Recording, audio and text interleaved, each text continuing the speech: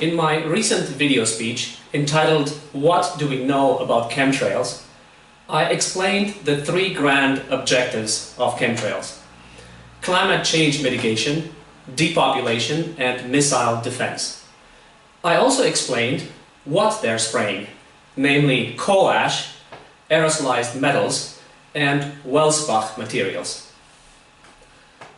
In my video speech entitled "Who is responsible for chemtrails?", I explained that the heads of state of the G20 nations are responsible for the decision to chemtrail our skies, and that NATO merely carries out an executive-level decision. Why the G20? Well, because their economies account for 85% of the gross world product, 80% of world trade, and 2/3 of the world population. In other words, they are largely responsible for polluting the planet. In this speech, I want to explain the climate change mitigation aspect, which is by far the most important reason why our skies are being chemtrailed. How did chemtrails come to be?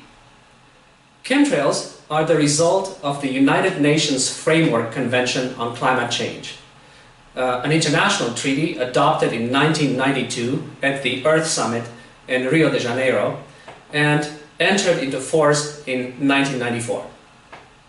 Its objective is to stabilize greenhouse gas concentrations in the atmosphere at a level that would prevent dangerous man-made damage to the climate system. Chemtrails started in 1995, a year after enough nations ratified the United Nations Framework Convention on Climate Change. But since this treaty did not set binding limits on greenhouse gas emissions and had no enforcement mechanism, there was no pressure to do much about global warming, which is why few countries chemtrailed, and those that did, like the US, used them sparingly and more as a test than anything else.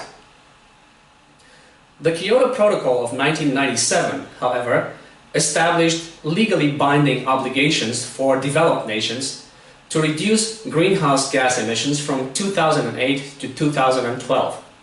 And chemtrails increased accordingly in the US and started being used by most developed nations. Each nation, however, chemtrailed as much or as little as it decided to, because their climate change mitigation efforts were to be nationally determined, and there was no international pressure to reach a certain target. Chemtrails picked up even more once the Cancun Agreement was signed in 2010, which stated that future global warming should be limited to below 2 degrees Celsius or 3.6 degrees Fahrenheit.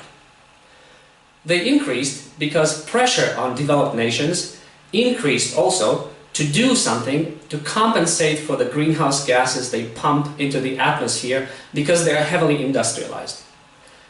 And since they could not limit their greenhouse gas emissions fast enough, they used chemtrails to buy time and mitigate for their high greenhouse gas emissions. But chemtrails really exploded in 2015 after the Paris Agreement was signed and countries became legally bound to meet their nationally determined contributions to prevent climate change. And they reached the insufferable level of today in 2016, once the Paris Agreement entered into force and every country has to live up to its nationally determined targets, which are no longer just intended targets, but clearly set and therefore written in stone. What is climate change mitigation? Actions that limit the severity of long-term climate change. Such actions could be phasing out fossil fuels and switching to low-carbon energy sources such as renewables, expanding forests to remove more carbon dioxide from the atmosphere, increasing energy efficiency, and of course climate engineering, thus chemtrails. What is climate engineering or geoengineering, you ask? It is a deliberate and large-scale intervention in the Earth's climatic system with the aim of limiting adverse global warming. In other words, it is a strategy to prevent the climate from changing from the current stable state to an unstable state in the near future, which would make agriculture nearly impossible and therefore would spell the end of our civilization. So it is not a method to change the climate, but to prevent the climate from changing. Who chemtrails and who doesn't? Well, the short answer is that developed nations chemtrail while developing nations don't. The long answer is that all 28 nations that are NATO members chemtrail, along with many of NATO's 41 nations that are part of the Partnership for Peace program. Why, you ask? Why must developed nations chemtrail their skies? Because it is developed nations that are responsible for pumping the bulk of the greenhouse gases into the atmosphere. And since they are responsible for creating the problem in the first place, the negotiators of these climate accords decided, rightfully, that it is only fair that they should also be responsible for solving the problem, or at least for buying us time until we figure out a way to get rid of these greenhouse gases that we have already pumped into the atmosphere.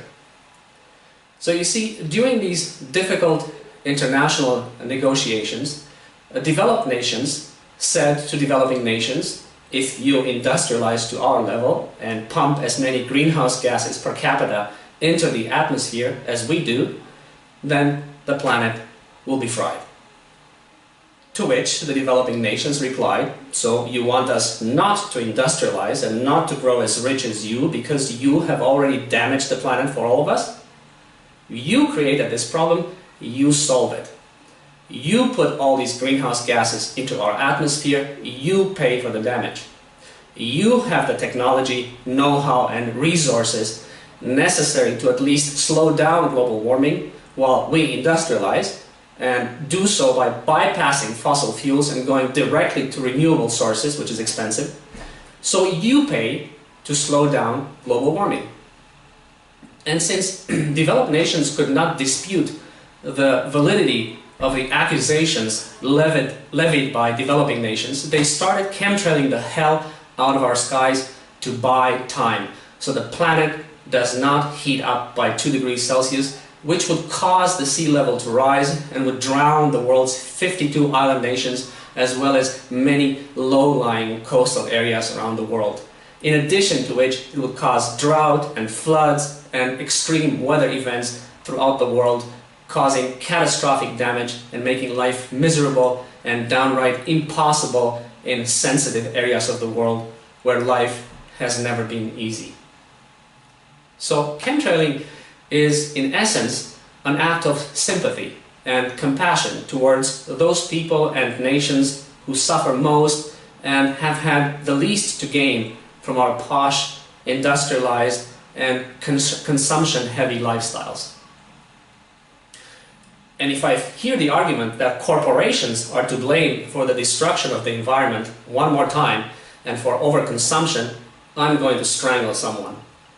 Corporations manufacture goods that we all consume, so we are all guilty in equal measure for the destruction of the planet, which is why we are all being made to pay for it by being forced to inhale the industrial waste they spray on us.